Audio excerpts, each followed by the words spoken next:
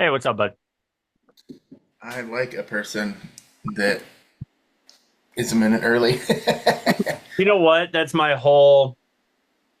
my aura is that I like to be early. Anytime I go to Good. work, I'm early, like 15. So I was always just like, if you're not early, you're late, that kind of thing. And Yeah, that's how I've always exactly. naturally been.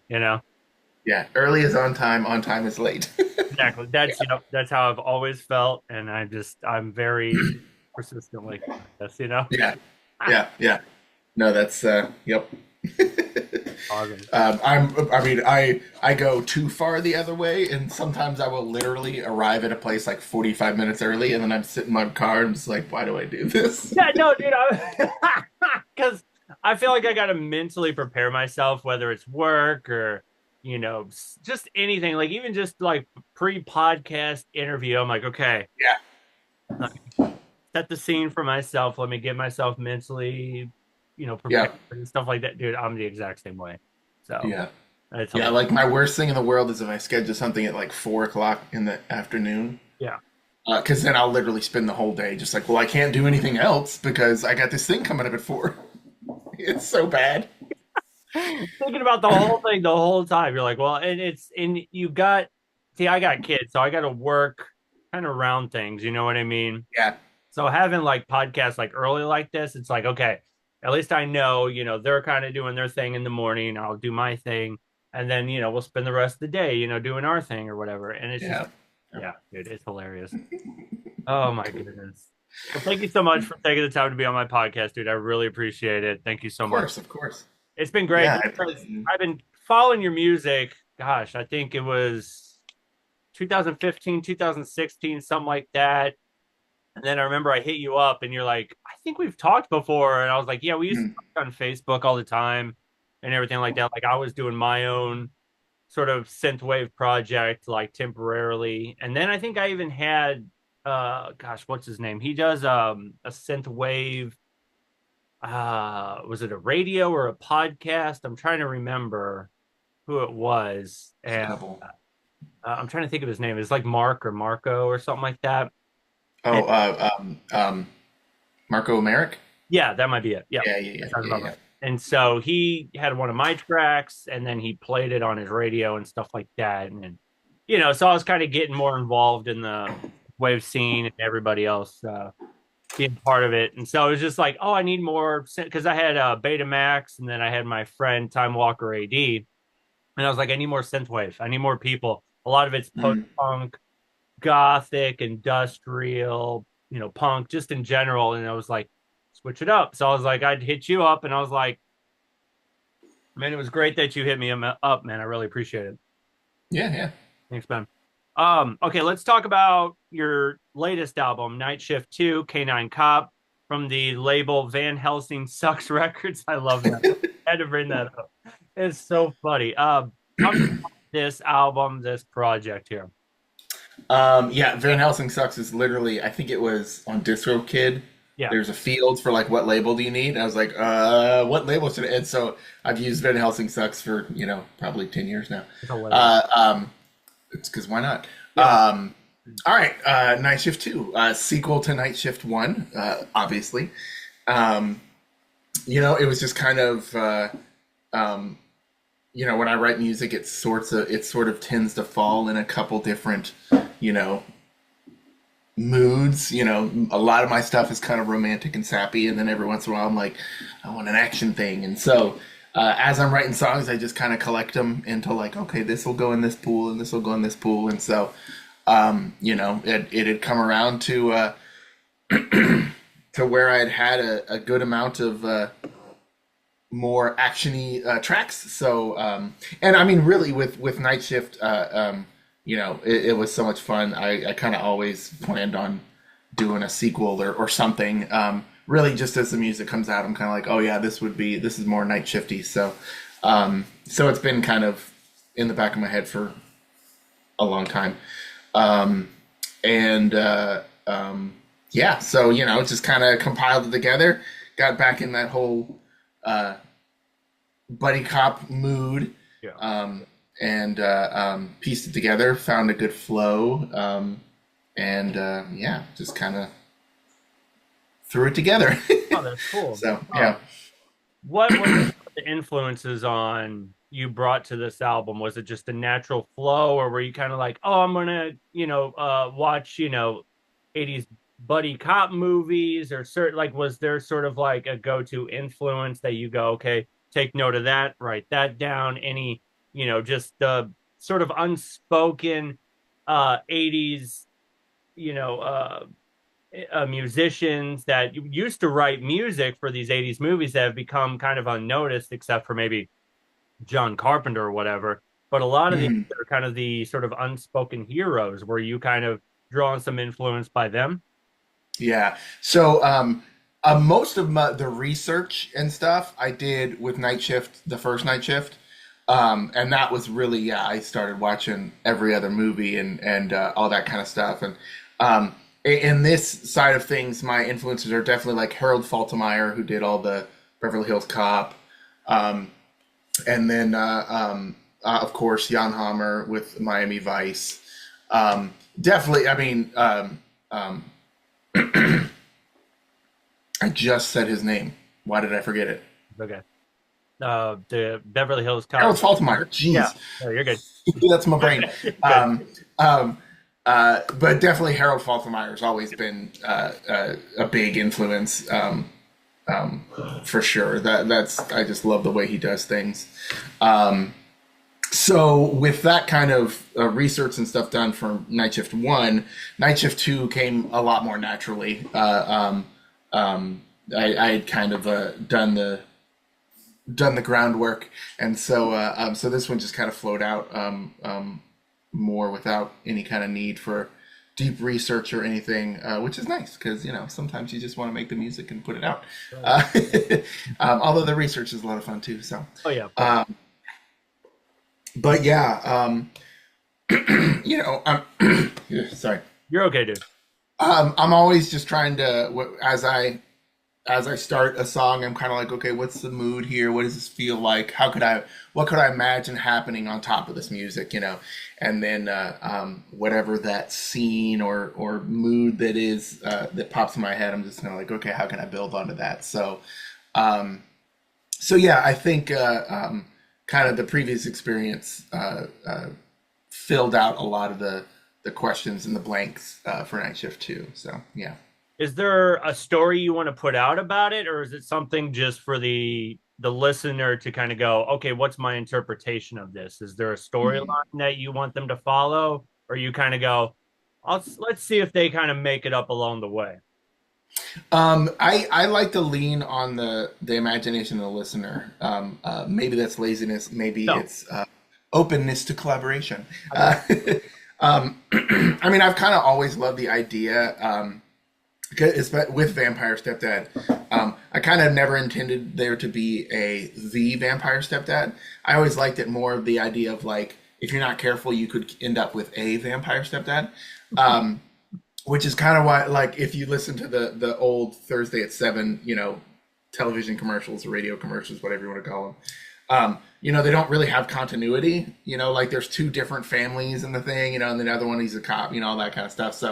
Um, so in the same way, I kind of like to kind of set the groundwork. Say, okay, we'll call this one the car chase.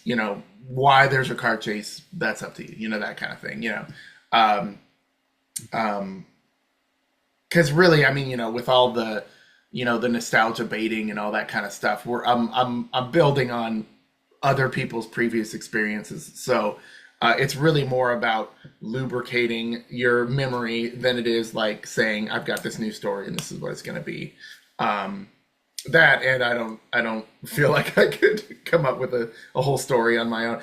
Oh man, when I look at an album and they've got like this whole like mythos behind it, I'm just like, man, you can write music and you can write, but that ain't me. That's not me. So it's overwhelming when you see certain artists like Rush or Coheed or anything like that, the Mars Volta, like yeah, they build these worlds and the story behind an album. And not just that, but it's like they will set a story, they'll write a comic book for this thing, they'll do it. And it's just like, God, I wish I had just that momentum, that creative yeah, ability. just have that I can sit down and do a thing without being distracted and going, oh, I lost my track of mind on this one thing. Um, Yeah, yeah, yeah, yeah, yeah. No, yeah. It's people be crazy sometimes. It's always impressive when somebody can do um, can build that much. yeah. And I mean, I have other things I like to do as well, but yeah, when you can have so many interests and talents that you can then wrap all up into one huge, uh, you know, yeah, I don't know, it's impressive. I think too, with the way I write, I always write music first, kind of a deal. Like I know some people will kind of come up with a story and then they'll write songs to it. But I don't know if it's just lack of skills or I don't. I've never. I have a really hard time when I'm like, oh, I need a this kind of song, and then I write that kind of song. For me, it's much more like I start playing around and like, oh, this is what's coming up today, and okay, let's expand on that. And so in that sense, it starts from a pretty nebulous idea. So I think I just kind of keep it as a nebulous idea. Um, because really, with all my albums, like I will by the time I put it out, with the with the song titles, you can kind of like, oh, it's a flow. There's a story here, but it's an outline at best. Yeah. It's chapter headings. Right. Um, and that really comes from listening to the music and feeling how the music flows. So like, okay, this song feeds into this song well, and that makes sense if oh now they're breaking up, or oh now there's a corruption charge, or whatever. Um, so I think that's also why I don't end up coming up with like detailed stories because um, I don't. I really map the story to the music rather than the music to the story, or I map the idea of a story to the music. So yeah, yeah, I yeah, was yeah. I kind of experienced in something like that where most recently I put out an album that was inspired by, like 70s Giallo, horror, or like even just Yeah, a bit yeah. of like the folk horror type stuff, like kind of combined them two. And even when Right. I was going, okay, because I was out of music for years just because I was busy working, family, all that. That'll Sure. keep you busy. So A little and bit. I was like, I'm feeling inspired. I want to get back into music. And so I did this kind of story. It was like an kind of an outline, like in my head. But then I was like, okay, let me I drew a lot of inspiration just all Christmas, like vacation. I was just watching, Giallo horrors, Dario Argento, Yeah. Bava, stuff Good like way that. to spend the I, holidays. yeah, I can go into the list. And even just like the ones where a little bit more not horror based, but crime based or like thriller based, Mm, yeah. mystery shit like that. Like just the classics. And so I was kind of I was like, I would watch them and go, okay, I hear that instrument. I'd write that down. And so then I'd go through my, like my VSTs or whatever and just go, okay, I can use that for that. And, oh, what beat are they using? Okay, that's an acoustic kind of drum thing. It's a little dead beat. It's not like, punchy snare or anything like that. It just kind of has a dead sound to it, right? And so I was kind of drawn a lot of influences by that. And it's fun when you can go in that route where you go, I feel this. I'm inspired by this. Ooh, I can take a bit of that and use that instead of Yeah. like not like a rip off, but it's like I hear what they're doing. Yeah. Let me get that sound and then translate it through my head and put it out the way I feel it. You know what I mean? Yeah. Yep. Yep. No, I know exactly. That was especially with Night Shift One. That was very much kind of that. Yeah. Watching through things, seeing how they did it, what kind of sounds they're using, um, what the because I mean, so much of 80s synth music is really based on the limitations that they had. Like they had two synths, and so everything came from two synths. And that's why it sounds the way it does. Uh, um, so yeah, definitely understanding where it came from. So when you make it, whether you choose how much you choose to stick to that is up to you. But knowing where to start from, kind of knowing what rules to break, is yeah, Right. for certain a good way to start things. So Have you thought about bringing it to the stage at all? Are you working on shows like Oh one-offs? yeah, Okay, cool. yeah. No, I play. I mean, I want to say regularly, but honestly, I on a good year, I play like 4 shows. Yeah. I always love to play shows. Okay. It's one of my favorite things to do. Um, I do it. You know, I have backing tracks and keyboard and guitar, um, and then a microphone for talking way too much. Yep. No, my shows are my shows are fantastic. Yeah, no. Uh, um, I have a ball.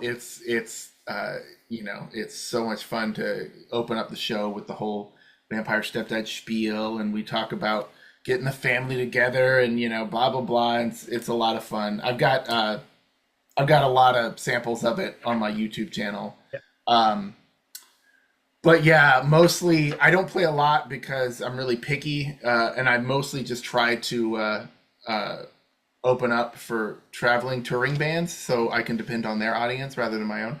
Uh, although I turn out a good amount of people locally, but like, well, I mean, my very first show, ridiculously enough, was when Carpenter Brute was Ooh, coming through, yeah. you know, I saw that he was coming through Atlanta, and I shot off an email like, "Hey, you guys need an opener?" And they're like, "Okay," and I was like, "Oh my god!" And so that was the first time I had Cue played the a sweat. Vampire Stepdad show. Yeah. Cue the Oh, dude, it excitement. was Oh my insane. God. Yeah. That was 40 days before he came, Yeah. and I had not figured out how to play electronic music live, which, you know, musicians, I guess you could say more traditional musicians, Yep. always talk about how easy it is to do electronic music, and it's like, I mean, in some sense, but another sense, it makes zero sense. Like, how do you make this computer thing make the sound out there? Like, it's Right. yeah. Oh God. Yeah, Struggle. what do you play? What don't you play? All those sorts of things. So yeah, so my very first show, I opened up for Carpenter Brute, which is, you know, so kind of set the level high. Well, Um, yeah, it was like a 600 capacity venue, which I don't know if I will likely never play a crowd that big again. Um, but, uh, um, but yeah, so like I've gotten to do, uh, um, Carpenter Brute. I've opened for, Time Cop. mhm. I've opened for Twerp. So I've gotten really lucky to get into these, you know, kind of these built-in audience shows. Yeah. But at the same time, I've played local stuff too, you know, with more local acts, and you know, we bring out people. It's tons of fun. But yeah, it's mostly I wish I could play. I wish I did play more. But I hate sending out emails and begging people for things. And so I don't often, and so I don't play very often. Right. It's kind of, I have this dream. I really want to like go over to the West Coast and uh, play whatever, maybe like 4 shows down the West Coast or something. But I just got to make that make financial sense. So I know who it's knows?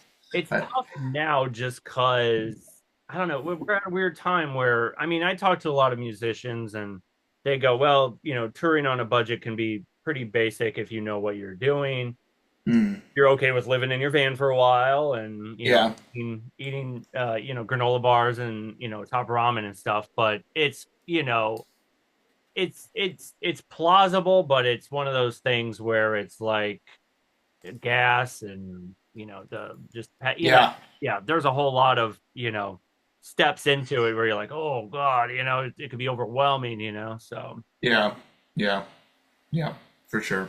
but let's go ahead and start with the beginning. I kind of like to do this on the podcast where we'll kind of Tarantino back to the beginning and kind of go let's see where everything began. So tell me Sure. about you growing up. You know, what were you inspired by? What were you obsessed with? And then what eventually, you know, kind of pushed you into getting involved in music and everything like that. So go ahead and tell me about the beginning. The beginning. Well,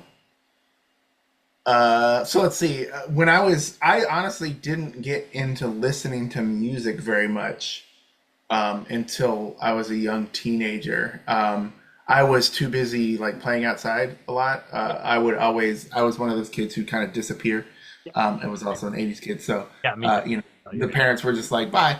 Uh, come back and when the lights turn on, you know, yeah. yeah, I used to just go exploring out, in the, hey, there's a creek, let's see how far it goes, all that kind of stuff. Um, and then, but honestly, I think almost immediately once I started listening to bands of my own, I mean, I grew up with like the music my parents listened to and all that kind of stuff, and certainly new music and stuff like that. And I did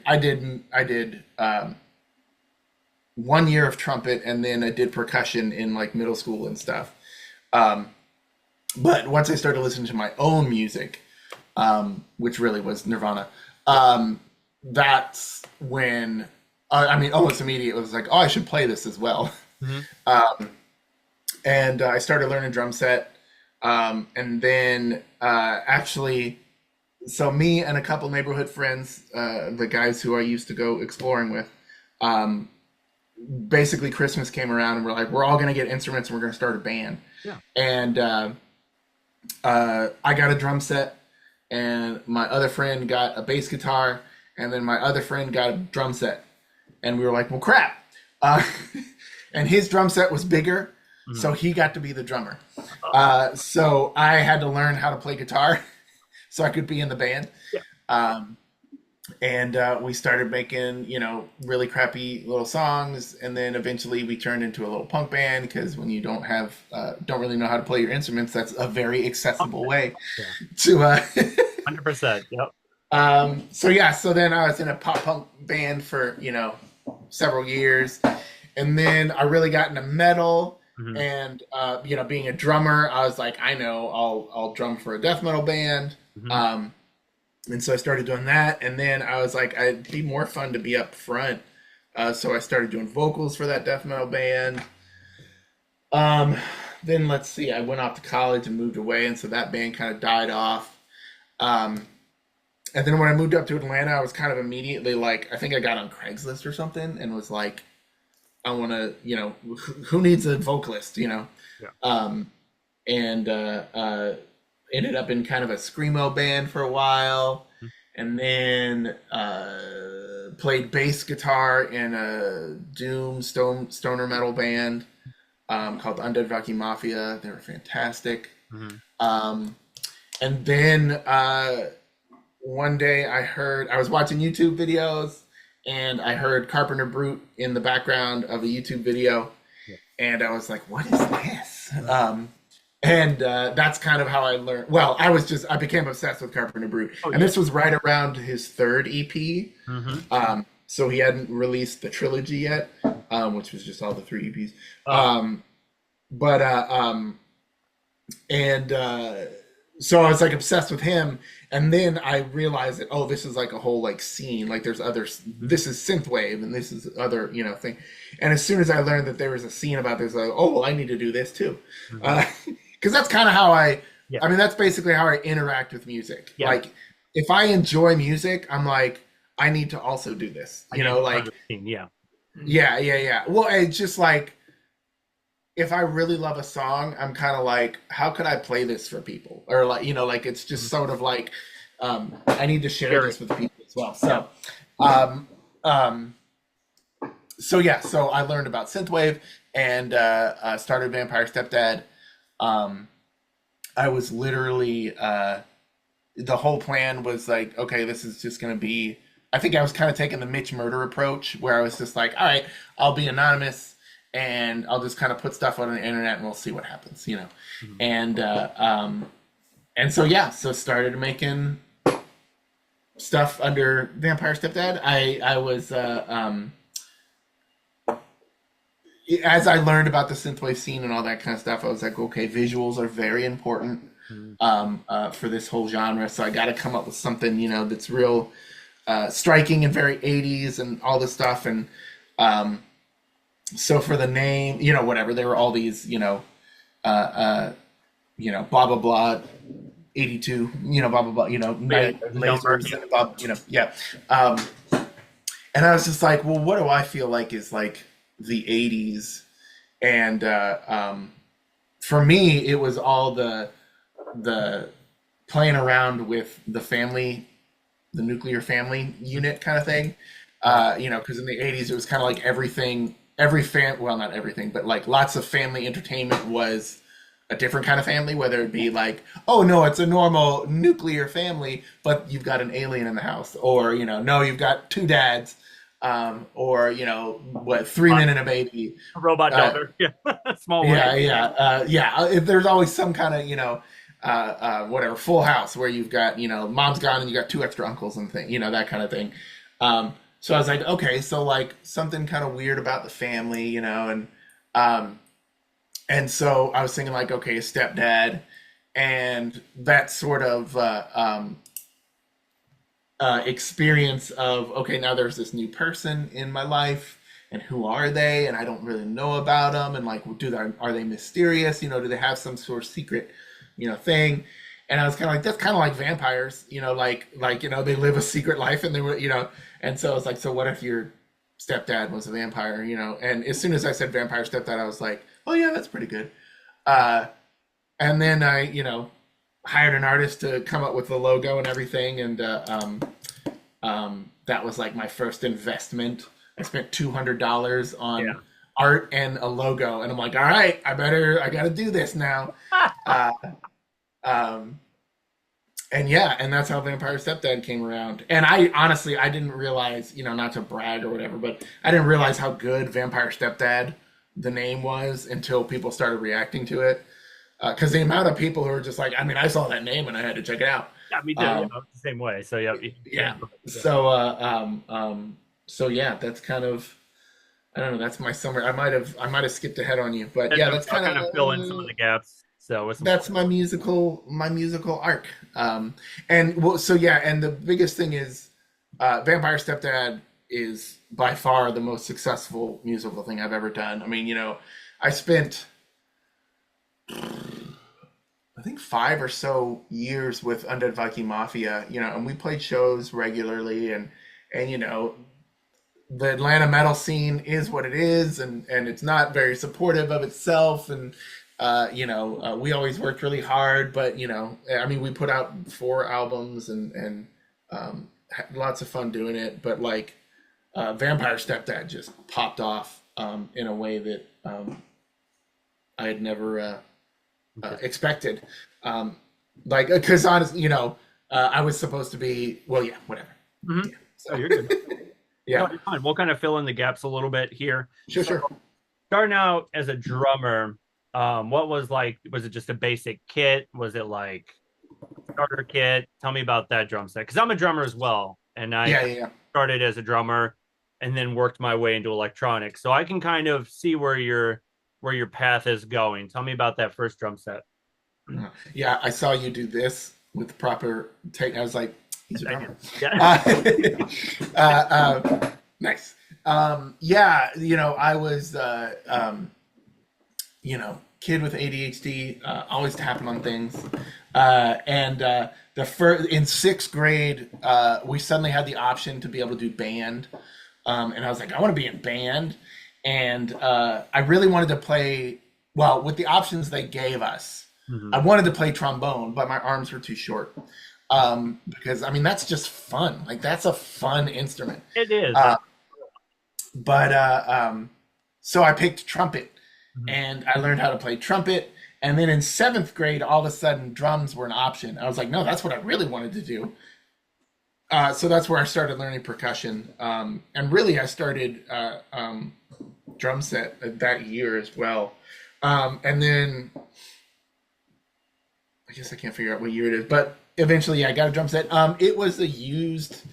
My parents bought it used for Christmas. Just a little. I mean, your standard. I don't even remember what brand it was or anything like that, but just a little 4-piece, or 5-piece.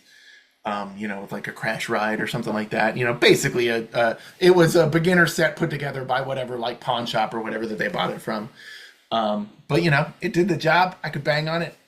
Um, and yeah, like I think so. I mean, I did a little. I basically learned the basics from being in band, and then kind of everything else after that was, and right around that time was when I got into Nirvana, and Dave Grohl was a great drummer to learn from. So It was basic. so copying Dave Grohl. Uh, um, and yeah, It was yeah, a pretty basic time. I mean, I think we're roughly about the same age. And so it was that time when alternative music was really finding its way into the mainstream. And, Nirvana, Rage Against the Machine, I know was one of my early ones. And I remember when I was in band, they kind of gave you the mandatory practice pad and drumsticks. Did you have that? yeah, Okay. yeah, yeah, yeah. So that's And where the little bell set. yep, and the little xylophone or bell set, Yeah, glockenspiel, whatever you want to call it. yeah, yeah, And we had to learn. And I was not a by the book. I was like, let me hear it yeah, and I'll play to it. I was a audible learner, and then I yeah. would listen to, especially if it's a song I like, I'll beat it to the ground. I will listen to, kind of find every little beat, every little notch, whatever it may be, and just learn it that way. I could not, and I think that's kind of why I don't know how you're when you were in band, because I tried it in high school and my band teacher hated me, and he had a problem with me just because I was the antsy kid. I was the antsy drummer. I was always Yeah. and he didn't like that. He needed that type of. Yeah. And so but I wanted more. I wanted to learn more. And so what was your experience going into band? Was it like, well, I tried it, didn't like it, but I'm going to keep on with this music thing? Um, no, I stuck to band all through high school. Yeah. I was the drum line captain my junior year. Uh, um, but at the same time, it was kind of like I kind of had my feet in both worlds because like classical, Western music, I learned and was in band for 9 years or whatever, Yeah. uh, and did that thing. But then when it came to drum set, it really was like I never. Well, I mean, I know how to read drum set notation, Right. but like, who can read it really?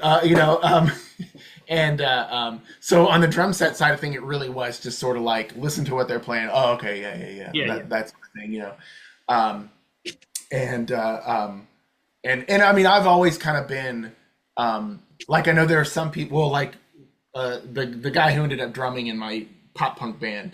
Yeah. He was the kind of kid who would listen and absorb every detail and then play it back like from like perfectly or whatever. He'd hit every fill exactly like the thing. And I'm always kind of I'm not a perfectionist in that way. I just want to get like the gist of it Yeah. and then make it my own.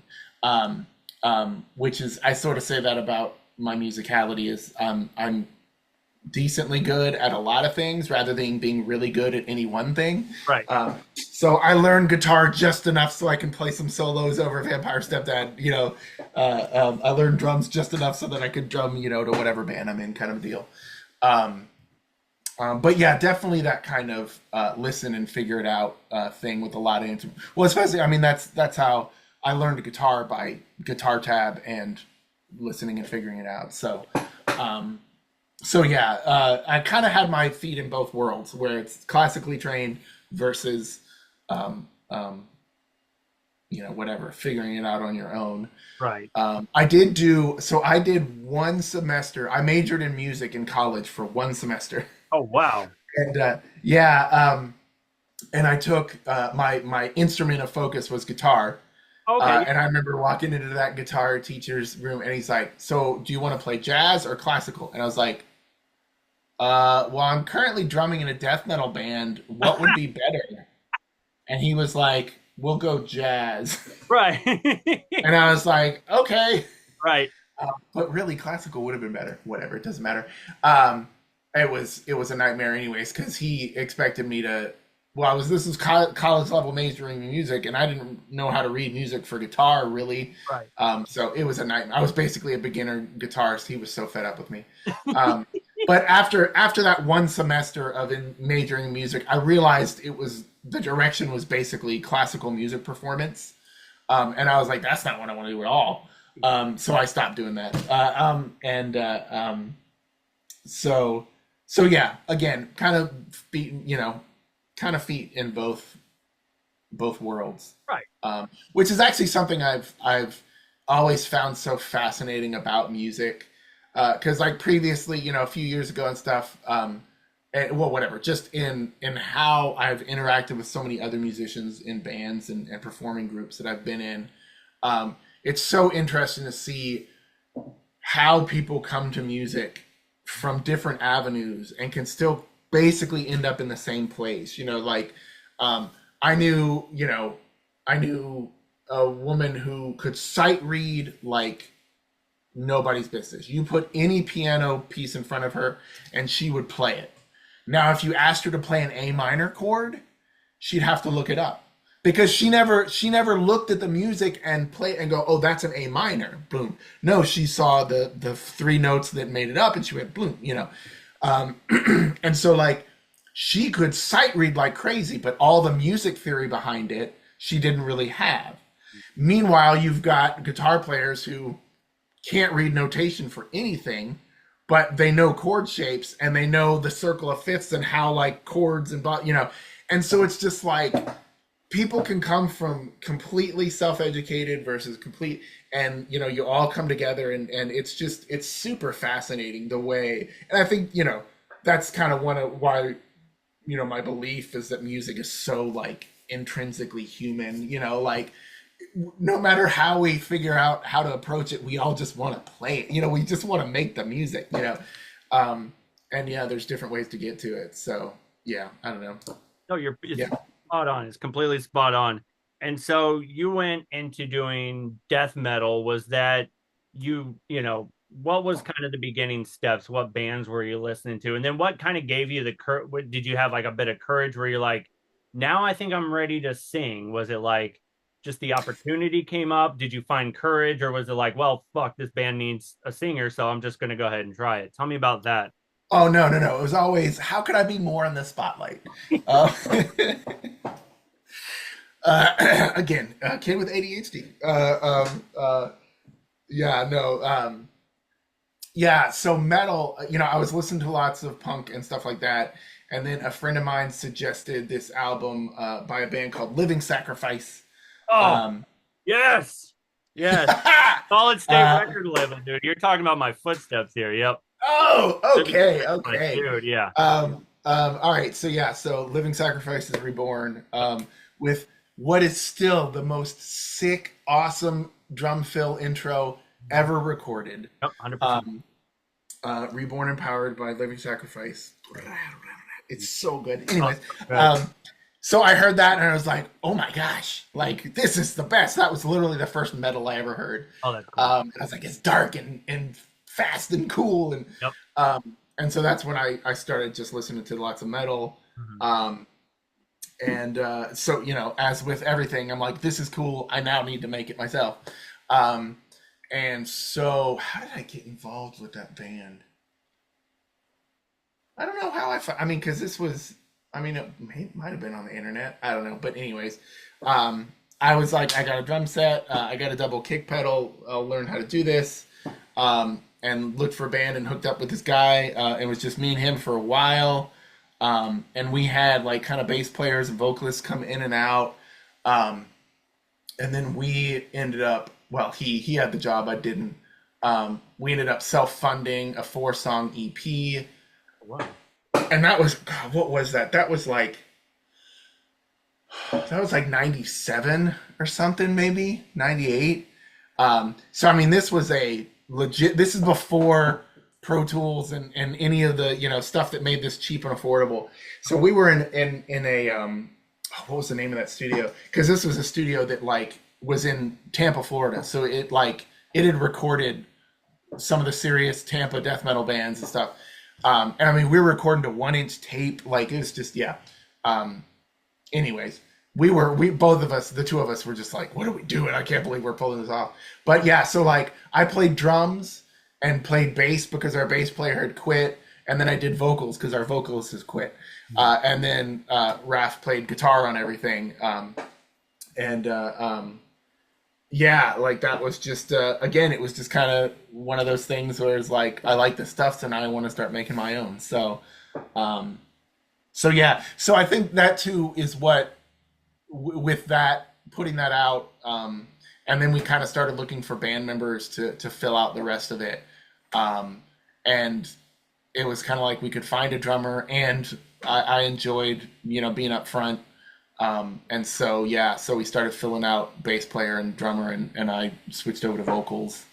Um, so yeah, that's kind of how that happened. It was a bit of necessity and a bit of, more people will look at me if I'm not behind a drum set. So Well, I've always been kind of that way where there's that kind of middle ground where you want to be up front and center and go, hey, this is me, this is my music. But then in return, your nervousness, your anxiety kicks in and you go, Mm, okay, is this a little too much? Am I putting too much out there? Am I embarrassing myself? Shit. Have you ever gone through that sort of process where because believe me, if there's one thing I know, I mm. was in drama. I was, drummer that eventually was, front and center with my electronic music and, everything like that. And then it was like, but the anxiety, the nervousness, did you ever go through that? Or is that completely just, nope, just let me be up front? No, for sure. I mean, I think it's kind of a, risk reward kind of thing. Like, um, I don't know if it's like gambling's a good analogy or so. It's kind of like it is terrifying, but at the same time, the payoff is so worth it. Like a roller Or coaster. ideally, hopefully, it is. If you can pull it off, yeah, it's so worth it. I've certainly, later in life, what I've kind of taught myself, because with Vampire Stepdad, especially early on, being kind of like the whole thing. Um, what I've basically trained myself is that, like, what I tell myself essentially is that you're not nervous, you're excited because you're doing a thing that most people don't do. You're excited because you've made this music and you love it and you want to share it with people, and you're gonna do that thing. You're gonna share it with people, um, and basically just kind of refocusing that energy. Um, and that's been a huge help because yeah, that I have a long story on my mailing list about the Carpenter Brute show. Because man, you want to talk about being nervous. I mean, this was literally the guy who brought me into the genre, and I got to open for him. Um, and I remember I took like one bite of dinner that night. I was like, I can't do this, or else I'm gonna vomit. Mhm. And literally, like right up until you know they turned off the house music and it was my turn to play, I was like, I might die. And then as soon as it turned on, I was kind of I was ready to go. Like Oh, it's just sort of as soon as I'm doing the thing, the thing, yeah. it just kind of flows. It's crazy. I have that show on my YouTube channel, and a lot of people are like, I can't believe that was your first show. I mean, it was my first music performance. It was my first Vampire Stepdad performance, um, but yeah, it's kind of like once it's going, once the machine is moving, uh, it just go like it's so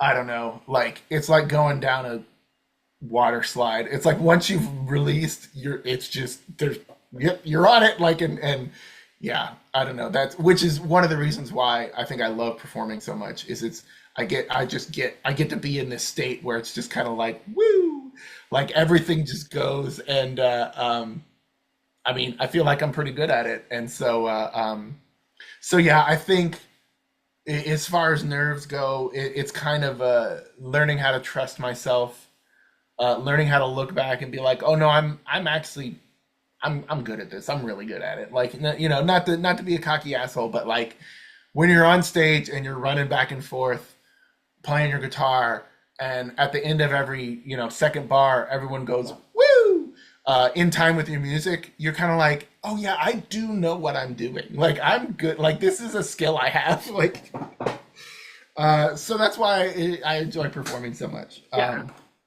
Yeah. So yeah. it's great.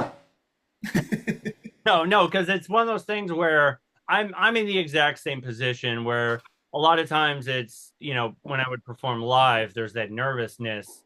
And it's like and even just before a podcast, if I'm talking with someone I'm not comfortable with, they're unsure of myself, and even that, I still get, nervous belly. I'm like, okay, how am I gonna approach this? Who am I gonna, what are we gonna talk about? Da da da. And so and I've realized it's not. quite the same anxiety as just when you have life things. It's this Yeah. nervous tension. It's this sort of there's thrill in it. There's the Oh excitement, yeah. the unknown. And I've learned to kind of embrace that and understand that where you gotta, it's not just normal life anxiety, but this is like anxiety and excitement and going, okay, I'm gonna bring something to this, gonna bring something to the people, gonna share this with, it's there's Yeah. fun and excitement in that. Yeah. Yeah, for sure. It's I mean, yeah, it's a high. Like there's no other way to describe it. It's a huge high. Yeah, I always say my the worst time in my life is the like 2 hours before I get to play. Mhm. Like if I'm not the opening act, waiting for the other bands to play, and it's like I respect what you're doing, but I hate you right now.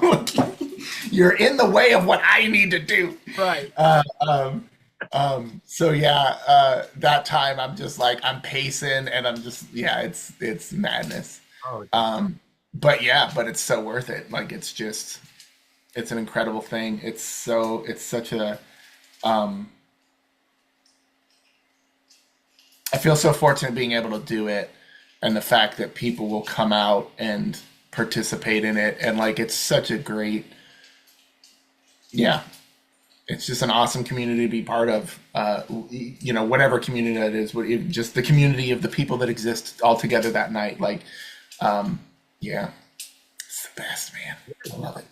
the synthwave scene, I mean, I'm not really involved in it like I am with other scenes, but tell Mhm. me about is it still pretty thriving, still pretty big as it was back then, or is there kind of a roller coaster going on right now when it comes to the excitement, because it was like it Yeah, blew up and then it was like, and I mean you can go thanks to Kavinsky, thanks to Carpenter Brute, thanks to a bunch of others that kind of made it blossom in a way, and then you have the different labels that have been really putting it out, and then but tell me about it just because I'm not quite in it right now, but is it kind of fluctuating or is it kind of still pretty stable as a scene? it's interesting you asked that question because I've been thinking about that. I mean, it is not where it was, 5 years ago. Um, Especially all those things you mentioned, and then like Stranger Things comes out, and big explosion there, all that kind of stuff. Um, I think it's definitely regressing a little, not regressing. I don't know. It's on the downswing. Yeah. Um, as with anything, I feel like, well, it's kind of funny because like a lot of people really hate genres and they hate like defining their music and all that kind of stuff. And I've always looked at genre as a tool, right? It's a way to grab people that are likely to enjoy your music. So like, I make synthwave music, and so if there's people that are looking for synthwave music, I will call my music synthwave music, and then they will find my music. So, uh, and in that regard, I'm not struggling or fighting with my music to be like, no, this needs to be more synthwave or whatever. I'm still making the music that I want to make, but I totally lean on those labels really hard. Um, of course, I've always said like, less synthwave, I'm more retrowave. But then like very few people use the retrowave moniker, so it's not as worthwhile of a genre in regards to whatever finding people, marketing. But I definitely think these days there are less people looking for synthwave music. And especially with I kind of feel like the major uh, use of synthwave, I guess it is, the way people listen to synthwave a lot these days is really kind of a let me put on a YouTube mix while I do some work or that sort of thing. Uh, and so in that way, it's definitely it's harder, it's more difficult, more challenging to get yourself noticed and kind of stand out. when I think a lot of the people that are giving attention to the genre are not really giving any attention to that. You know, they're listening, but they're not like, oh, who's this artist? You know, that kind of thing. That said, I've been doing this for Vampire Stepdad for 10 years now. The anniversary just went, you know, a month or so ago. So in that way, I have built up an audience of devoted people who, I mean, honestly, a lot of my most supportive people have been or don't listen to a lot of synthwave music. Wow. They just like my music. And so in that way, I've kind of solidified a foundation, if you will, of support. So I'm at the point where I don't think I will really grow anymore as far as audience. But I have a long time ago I surpassed my metric for success, which was, can Vampire Stepdad be self-funded? And it is. You know, I can the money I make off my music I can put back into my music. Yeah. You know, I can pay for art, I can pay for mastering, I can pay for physical releases. Yeah. So, and that was really my only ever goal. I mean, aside from connecting with other human beings and developing relationships, which is my real goal. But my metric for success was being self-funded. So yeah, I don't know. I have definitely, you know, sometimes I when I'm feeling low, I'm kind of like, is this it? Like, is that, you know, is Vampire Stepdad? Is it time to put up the belt? You know, whatever. The jersey and But the yeah, right. Yeah. But really, it's just kind of. I mean, the reason I do it is the relationships I have with people, and the being able to foster those relationships, and so that is still a need I have, and so I will continue to serve that need by making music and putting it out. So, so yeah, like genres come and go, popularity and tension comes and goes, but those relationships that you develop are a lot longer lasting, and so in that way, I feel like I've invested in the right things, because there are people who will be part of my life for the rest of my life because they saw a show or they listened to an album and reached out and that kind of thing. So, so yeah, I don't know. No, that's perfect. I don't know if that answered your question or not. But... No, you're fine. It's totally perfect. Tell me about what came first, the buying of the gear and, working with, Digital Audio Workshop and then Vampire Stepdad, or was it Vampire Stepdad as a concept and synthwave and then you bought the gear? So I have tried to make music on my computer forever. But my dad was an early adopter of computers, so we had computers in our house basically my entire life. As soon as a home PC was affordable, we had one. And I remember trying to make songs in QBasic, which is literally like hold a D for 8 ticks and go boop, and then pause for 6 ticks, and then hold the C for 4 ticks, boop boop. Like insanity. Oh, yeah. Nothing. Not a way to write music. And then I remember trying to record music with Windows Recorder or Media Recorder, whatever. Yes. Audio recorder, yeah. So I mean, which literally like has no multi-track functionality. So I literally have like 4 or 5 windows open, and then I'd try and click play on all of them as fast as I could so that they would play in sync. Of course, they never played in sync. And then I think it was when I found Acid by Sonic Foundry, which later was bought by Sony and became Vegas or what but Sonic Foundry's Acid, and I got a couple sample CDs, and I just made really dumb computer music. all loops. I didn't know what MIDI was. It was just, yeah, just loops and manipulating them, and like, okay, there's a thing. Um, and I actually I put out an album, whatever. I put out a CD. I think I burned, like 6 copies of really stupid boop boop music. Me too. I called it robot. I thought I had invented a genre and called it robot rock, Oh, um, which was mostly just drum samples, and then like, you'd have these samples of analog synthesizers, which is like doop, and I just pitch shift them, so it literally be like doop doop doop doop doop doop doop doop doop doop doop. Um, and so yeah, so I did that, and this was all like alongside of being in real bands with other people and stuff like that.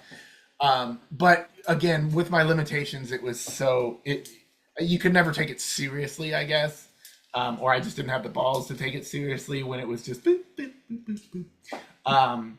And then and so all through that, I was always trying to record the bands I was in and that sort of stuff. And figuring out how to get that into the computer. I remember my pop punk band, we recorded on a 4-track tape recorder. And I remember, that was like 97, 98-ish. And CDs were very much what people listened to in 97, 98, but we had no way to produce CDs. So I tried to put out a pop punk record on a cassette, and I'm trying to like sell it to friends in high school. I'm like, why are you selling cassettes? I'm like, because I don't know how to make a CD. And I was trying to figure out how to like hit play on the cassette player and then put it into the microphone port of my and record it that way and then burn it onto a CD, which of course sounded awful. yes. This was before I knew what a professional audio interface was and all that kind of stuff. And so yeah, I mean, I've kind of always been trying to do that with computers. But then it was really when I found synthwave, because synthwave was always made with computers, even if they're simplified computers inside a synth, whatever, whatever. So it was a genre where it was perfectly acceptable for things to sound inferior or whatever. It's a lot harder to make death metal music on a computer. I mean, it's a lot easier these days, but back then, because all the drums sounded like crap, blah blah blah. So this was a genre that was like, oh no, it's supposed to sound like this, and so that's when I got into like basically synth VSTs and all that kind of stuff, just all the software in the box. Because I had at that point my office was also our kids' playroom. Yeah, I remember posting pictures of that, and I go, I can totally relate to that. Yeah. So I've got my desk here, and then over there is IKEA organization systems with a bunch of stuffed animals and trains in it. So I didn't have room for like analog synths or anything like that, and I didn't have a budget for it. And so yeah, so that's kind of how I got into that. I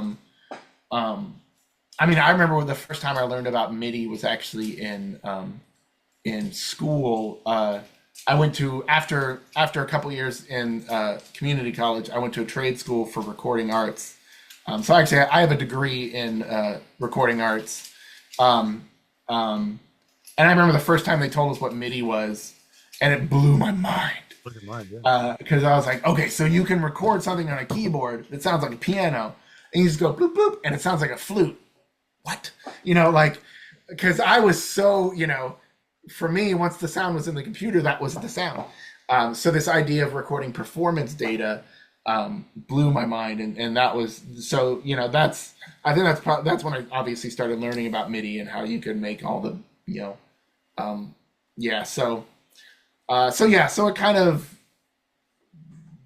a little bit, I mean, basically my knowledge of making music electronically kind of always coincided with my non-electronic things. Because that's kind of just my life. I'm always trying to find more efficient ways to do things, or like, okay, this works. Can I do it better? Or what's another way that I can do this? So, So computers have always been there. Um, so yeah, yeah. And then, so what was your, do you buy like a MIDI controller and kind of have your own, what, I mean, I'm all geeky when it comes to gear Yeah, and yeah, yeah. what was your, and then did it kind of evolve as each album kind of came out with Vampire Stepdad? Yeah, so like I had gotten, I mean, I'm a huge used things person. So I had gotten this really old, it was actually a great MIDI controller. It was just a, like 44 key uh, uh, keyboard recorder, had no sound capabilities on its own. Um, and I used that, and I mean, honestly, the first like MIDI instruments that I got were all drum things, because I was trying to like add realistic sounding drums to whatever metal I was trying to make or whatever. Um, and so, from there, I think as I got into more synthwave, um, I mean, really, gosh, um, once I learned about synthwave, I got on YouTube, was like, looked for like how do you make synthwave, and the Encounter had a tutorial, and he had a couple free synths that he recommended, SQ8L and Synth One, and honestly, those two free synths were like most of like my first two and three albums, and then I started getting into uh, just kind of expanding outward and looking at other classic synth replications and all that kind of stuff. I really got into the Oberheim, the Pro 2X, Mm-hmm. um, Pro, no, Pro 2X. That's an incredible synth. Sounds absolutely fantastic. Um, and yeah, I mean, they definitely kind of influenced the sound of things. Starting off, I was a lot more analog synthy, using a lot of that stuff, and everything was a little warmer. And then as I got really, I think Night Shift was the big change, because so much of like Harold Faltermeyer's music and so much of the stuff in that was digital synths. So that's when I got into all the DX7 emulations and stuff, and it's got that kind of colder, more digital sound to it. Um, but yeah, but I mean, mostly it's just been, software stuff, and then anything outside has kind of been uh, dictated by performance. I got when I learned that I was going to play on stage.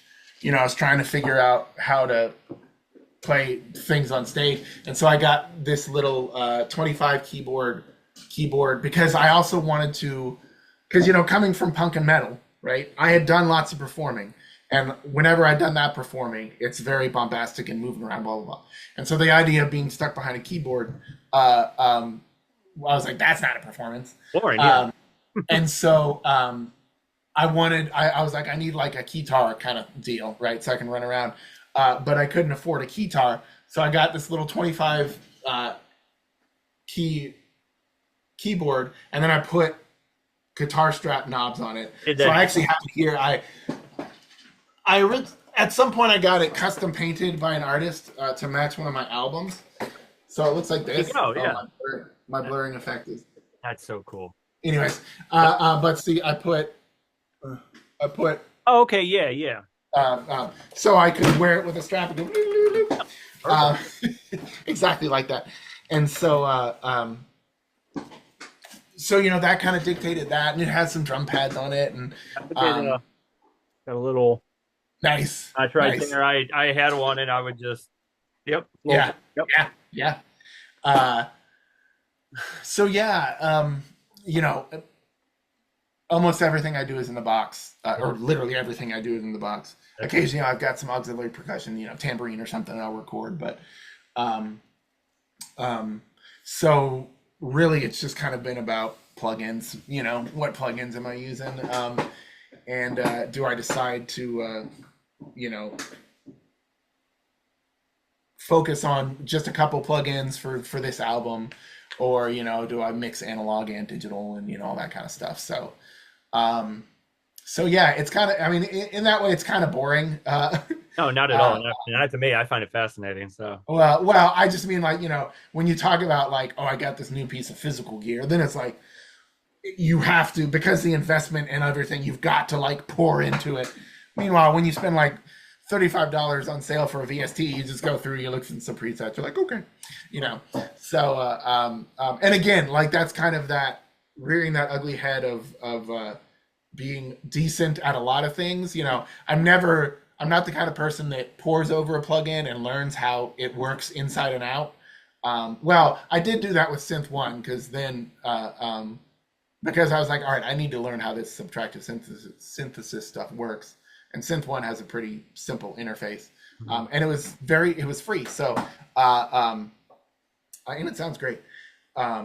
So that one I learned, but for the most part, I'm just kind of like learning enough where I can tweak knobs and stuff like that. But, so yeah, I don't know. It's never in that way. I don't think there's ever really been like a solution that's been like, oh, this changes everything. It's just kind of a little incremental here and there.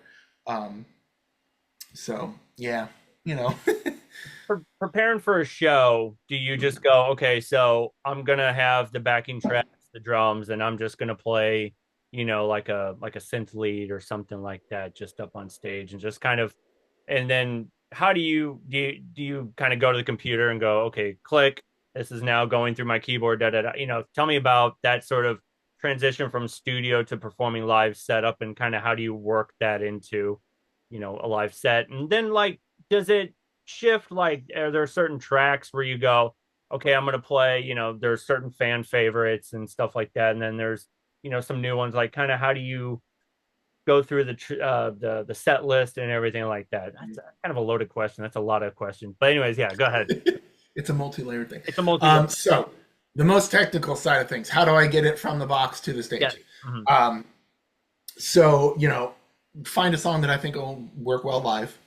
And then the first thing I do is I sit down and I listen through and I go, okay, what are the parts here? And what can I be doing on stage at any one time? Because there are some songs where it's like this is just a drum beat and a bass, for 16 measures. Like, this isn't going to work. I don't want to be going, for 16 measures. So in the most drastic things, I'll be like, I'm just going to cut that down to like 4 measures.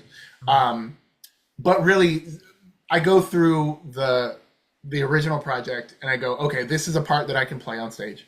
This is a part that I can play on stage. This is a part I can, just kind of go through the song. Like, okay, here I'll play the guitar part. Here I'll play the keyboard part. And I kind of pull those parts out and I bounce everything else out. And then I bring it into a new session where everything is backing tracks except for the things that I'm actually going to play. And then I go through the very laborious steps of programming the MIDI. So on my keyboard, I don't really have to do any changes or like patch changes or anything like that, because I don't want to do that stuff on stage. Right. My main goal on stage is performing. And in my mind, there's 2 stages of performing. There's, I'm attracting your attention and I'm engaging with you. And that's the most important part of performing. And then the second, and this might piss them or whatever, some purists this might piss off, but right. The second most important thing is I'm making the sounds come out with my fingers or whatever. Now, some people are like, if you're not playing it, the most important thing is the music itself. And I'm like, yes, right. But really, like, you can play amazing music and put on a very boring show. Right. And my, for me, the thing I want to do is to create an engaging performance. So I'm always trying to lean towards the most engaging performance. Because actually, early on, I was, basically my thought process was like, I have to justify, like, I've got all this music that's playing on its own. I have to justify my existence on stage. Like if I'm not going, and playing the melody, then what's the point of me being there? You're a joke, blah blah blah, kind of a thing. And then later on, I was like, no, that's like, well, because basically, I would get like if you watch that first performance on when I opened for Carpenter Brute on YouTube, I mess up a lot, and it's all nerves. But at one point, I kind of realized, okay, so if I'm trying to play the most complicated part to justify my existence, and I'm messing it up, that's not a good performance. So maybe don't play the most complicated part. Maybe you don't have to play the melody in every single moment. Maybe sometimes you play the backing chords in an effort to put on a good performance. And I mean, I'm still that it's rare that I'm not playing like the melody or whatever is the most focal thing at the time. But ultimately, I made the decision that like people are coming to see a performance, so I need to give them the best performance. So anyways, back to the technical stuff. I program it like, okay, so at this part, I'm playing a digital synth, a DX7 patch. So this plugin is already running. It unmutes that plugin. The keyboard MIDI is directed towards that plugin. And I go for the 8 measures that it's supposed to be playing. And then as soon as that part's done, it mutes that track. And it brings up this other synth. And basically my keyboard is playing all of the synths all the time. And then it just mutes them or, whatever, that kind of. And then when it's time for guitar, the guitar track unmutes because I have an amp simulator in my computer. And then when the guitar is not playing, it mutes the guitar because I don't even have to worry about turning the volume up and down on my guitar. Because every time I've worried about that, I forget to turn it back up when I'm playing guitar part. Right. And then I've screwed up the performance. Then I've made a bad performance. So I really do rely on the computer to do so much. Like, it does all the choosing of the patches and bringing the sound up and turning up what needs to be turned up. And I'm just doing the first order of human to instrument interaction. I'm bending the strings and plucking the strings, but the amp is decided for me. The volume is decided for me, all that kind of stuff. I just want to offload that. So I have to think so I can get out of my head and just perform. Right. Because that's very much the challenge with me. It's getting out of my own head and just being on the stage and performing. So that's kind of how I do a song. Then when it comes to like how I create a set, I'm always trying to do the W, as I've heard it, start big, bring it down. Or over this, however long your set is, have a peak at the beginning, have a peak in the middle, have a peak at the end. And so, I'm kind of always going with that flow.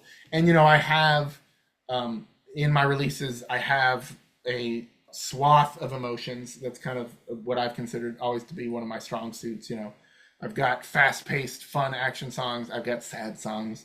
I've got sweet songs. So I really can devise a set list that, that kind of goes through all the different emotions. I'll have you headbang in one moment. I'll have you doing a couples dance in the next moment. So that's kind of always the thing. And then I do have to sort of dictate, because I have some dumb jokes that I do on stage, some little bits. Speaking about performance versus playing the music, there's one in the Night Shift theme. It kind of breaks off and goes to this very different feel. And it's got this sappy piano part. And when I was first relearning it after I, recorded it, I was just kind of struggling with it. And I kind of felt like it was such a tonal break in the song anyways, because it kind of goes from action to like sentimentality and then back to action. And I was like, you know what? Instead of playing this, what if I did a bit? And so like I have this bit where as this part's playing, I pull out a book and inside the book is a little pipe, And so I put the pipe in my mouth and I start reading the book. And the book has Angela Lansbury on the front, and it's stylized to be. I have it over there, but I won't waste time. But it's like, the trials and tribulations of Angela Lansbury or something like that, And so it's a dumb little bit. That's awesome. And I read that while the music plays for this part. So at that point, I'm doing absolutely nothing except for acting, That's great. and I'm letting the computer do it all. And because again, it creates a more fun performance. Yeah, you got to have like a memory where it's like if you're in the show, watching the show, people are going to go, and then he pulled out a book and started reading Angela Lansbury like it was crazy, and people are going to go, "What? I know, I got to see." You know what I mean? Like Yeah, you got to create yeah, those memories. exactly. Yeah, exactly. You got to create moments. Yes.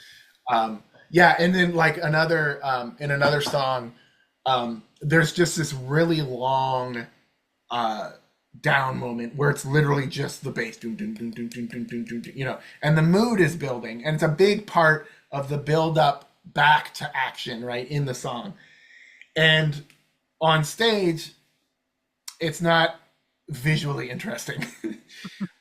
And so I was like, okay, what can I do here? So I decided, all right, I'll let the computer play this part. And I turn around and I pull out a red headband. And, with my back to the audience, I do this Rambo, and, and then I turn around, I've got the red headband on, and I snarl. And then, come back in and it builds up. And Yeah. again, it's performance, it's stagecraft. And, people love it. It's whatever. No, it's great. Um, and so yeah, so yeah, it's kind of it's a balance of all these things of what do I want to perform, what can I perform, because again, I'm only decently good at the things that I need to be good at. Um, um, what do I want to perform, and then if none of those things work, what else can I do that kind of solidify what makes it a good show.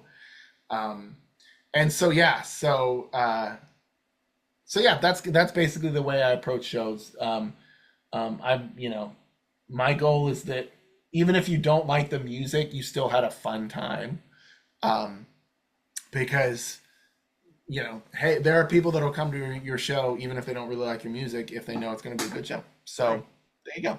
I've always And I'm willing to spend time with those people as well. So there you Right. go. And I've always been a fan of have the instruments on stage one way or another because I mean I've always had this sort of dynamic where I've always been have the instruments on stage, play the instruments. And then there are some of those, synthwave artists where they'll bring the turntables. They'll kind of mix Mm, their sets or whatever. And I mean, you take what you want, do what you got to do to make it. But for me yeah. personally, I've always been have the instruments, and I've learned to kind of start to incorporate and bring back the drums. So I'll have the drums, a Mm, desk, keyboards, try and play, one thing and play on another kind of situation. But have those moments where instruments on stage and it's you kind of get and I think my fear was getting lobbed in with the DJs because there's a lot of mm, DJs that'll play, synth wave and kind of do it that way, which I have no problem with. But I've always been a fan of have the instruments on stage, put on a performance and stuff like that. What do you think versus instruments versus turntables? mhm.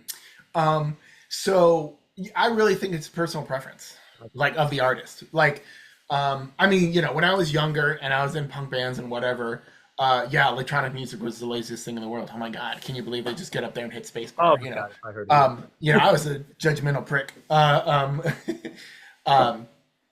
and then I think once it was my job to get the electronic music up on stage, I realized, oh no, this is a lot of work. Like it's a different kind of work, Yeah. but it's a lot of work. Mhm. And especially, when you're a solo musician, it's all on you. On you. Like when you're in a band, you bring your bass guitar amp, you bring your bass guitar, and that's it. And that's your responsibility. And you bring that, and as long as you do your thing, you're good. Um, but with electronic music, you got to decide what are you going to bring up. Yeah, oh, you want to add drums? Great. You now have to bring the drums up, all that kind of stuff. Um, and again, it's kind of I think I just learned this uh, with experience of playing with other artists and stuff like that. Ultimately, let's say you're in the punk band, you're in the metal band, right? And you're a purist, you've got to play it through an amp and blah, blah, blah, Ultimately, in my mind, what the most important thing is that the audience is having a good time. And so if you get up there with your metal band and you play a kick-ass metal show and everyone has an awesome time, great. If the act after you comes up and hits play on the laptop and everyone has an awesome time, it doesn't matter if you think that's legit or not. And so, did the audience have fun? That's the ultimate thing. And different audiences are expecting different things. People who go to a dance thing, all they care about is that, can I dance the whole time? I don't give a shit if you're playing the guitar over it or whatnot. If you are, cool, maybe whatever. But ultimately, can I dance the whole time? And so, as an electronic musician, you have that option of, you can go all out where you can basically play everything on stage, right? Look at the Midnight currently touring, right? The way they tour, it's a band on stage. They do it very well. I mean, I'm sure they have backing tracks as well, but they do it very well. Versus the other side of things, Gregorio Franco, friend of mine in the Atlanta scene, he has 2 mixing tables. He does some tweaks, but for the most part, he's DJing, a lot. I could be wrong. However, his live shows are fantastic. They're so much fun. He is like a rabid gorilla on stage, just fierce as hell, beating on his table, and just and you could say all he does is hit play. He does more than that. But he puts on a great show, and we're dancing the whole damn time, and it's so much fun.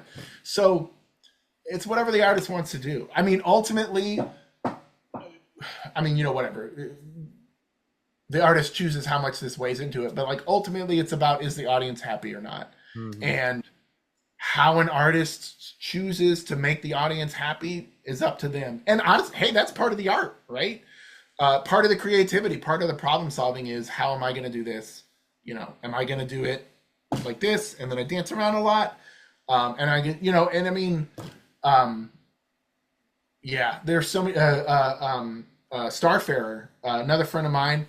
All he has is a little controller on stage, and he's playing parts, but a lot of it is just him dancing and hyping people up.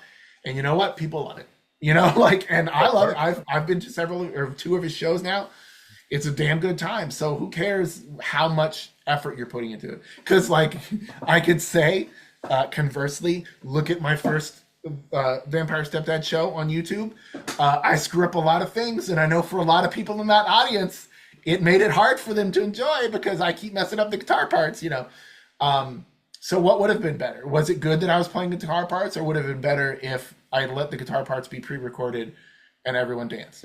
So, I don't know. Right. It's up to every artist. It's Schrodinger's cat. It's well, it could have been, or may have not, who knows? So, yeah. I mean, and it's always, that's part of the art, figuring out it's an ebb and flow. Maybe for some part of your career, you'll play lots of instruments. Maybe another part of your career, you won't, Go with what feels right. So yeah. If excuse me. You're good. If someone came up to you and goes, "Hey, I'm working on this movie. I need you to do music for me." Would you come at it as yourself, Tony, or as Vampire Stepdad? So that's kind of I would rather come at it as Vampire Stepdad, and I say that because then I know what my parameters are, kind of. As much as I would love the idea of making music for a movie, and when I make music, it's often for an imaginary movie kind of thing.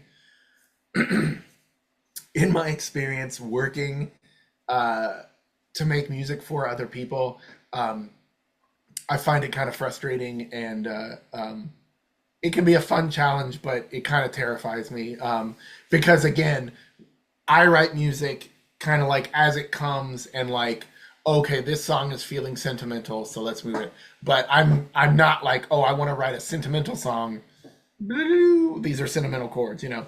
Um, and so in that way, having to write for a movie, you're kind of like, oh, this is a sad scene. I need to write sad music. So in that way, I'm kind of terrified. But also, as far as like Tony Bullard versus Vampire Stepdad, when it's Vampire Stepdad, you expect it to sound like Vampire Stepdad. So I can use all the tools I know, all the things I'm familiar with, all that kind of stuff. When it's Tony Bullard, you know, I don't know. What do you want? You know, it could be anything from synthwave music to death metal. You know, and so in that sense, yeah. And I think, you know, as far as like advancing my musical career and stuff like that, I think it'd be smartest for me to go as Vampire Stepdad, just because that's what is already known, and you know I kind of have a built-in audience, and that might help the movie some. Um, and ultimately, I'm not kind of balancing to, oh well, this is Tony Bullard music and this is Vampire Stepdad music, and I don't know, but yeah. So Would you be sure. open for like collaboration with anybody? Yeah. I you know yes. Okay. I'm always a little scared Yeah. because I know that part of the reason that I'm in a solo act is because I can be kind of controlling. Yeah. Um, How I am. Yeah. I have had a lot of fun in the collaborations that I've done. You know, I've had some guitarists play guitar solos on my thing. I've had some saxophone players play on my stuff. Um, I've played guitar on some other people's tracks, the G and Watch Out for Snakes. Um, uh, so those have always been fun. I've not had any successful experiences with like, hey, let's write a song together. Well, that's not true. Watch Out for Snakes and I mean, he had mostly fleshed it out, and then I just kind of like, you know, um, there has been one artist that I've really wanted to work with for a long time, and he's wanted to work with me, and we've every time we've kind of shot stuff back and forth, we both kind of like, so. So yes, I like the idea of collaboration. I certainly, uh, you know, I mean, I adore the idea of collaboration. In practice, I don't know. I haven't had a ton of successful experiences yet. I've definitely done, you know, features and stuff like that, which I enjoy. Um, but yeah, I'm open to it. Yeah. Good deal. Thank you so much. I may be an asshole while we try and do it, but I don't know. I'll do my best. I get it. Just because I've been in bands, and I feel like if I had an idea, it was always getting shut down. So that's why Yeah, I was like, I'll take my ideas and just let it be my thing. And I think that's why yeah, I've always been just let me work as me, and I feel more comfortable in that element. yeah. No, that's something I've always struggled. You know, I've been in a lot of bands over my life, and yeah, when you present an idea and people are like, "eh," um, it's taken me a long time, and I still struggle with it of being like, "Okay, whatever," you know, like, fine. This isn't personal. You know, even now, like right now, my 18-year-old has a crust punk band, and I drum in that crust punk band. Oh, that's cool. And even now, when I'm working with 17 and 18-year-olds, and they shoot down an idea, I'm like, okay, whatever. You know, I'm the adult here.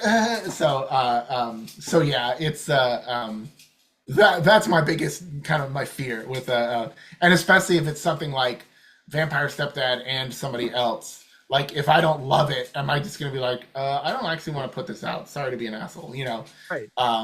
So yeah, so I mean, there's kind of always that uncertainty. Um, but yeah, No, you're yeah. good. Dude, thank you so much for being on my podcast. I always end with this one big question, and then I'll let you go. Okay. If anybody who's a fan of your music, anybody who's listening to this, watching this, just just to get their mind off anything, or anybody who's a fan of your music or just looks up to the synthwave scene, what words of advice do you have for anybody watching or listening? Right now, in July 2025, cultivate and protect your joy. Um, you deserve to be happy. You deserve to feel joy. And you need to, because that's how you keep going. Um, yeah, yeah. I'll just put it that. Simple but Yeah. very clear in this thing. Take care of yourself, and it's okay to be happy. It's okay to be happy, and you can still fight for what's right, and try to move justice forward, and be happy and experience joy. Yeah, Perfect. yeah, Thanks, Tony. I appreciate your time, buddy. yeah, man. Thanks, Justin. Take it It was easy. Yep. great.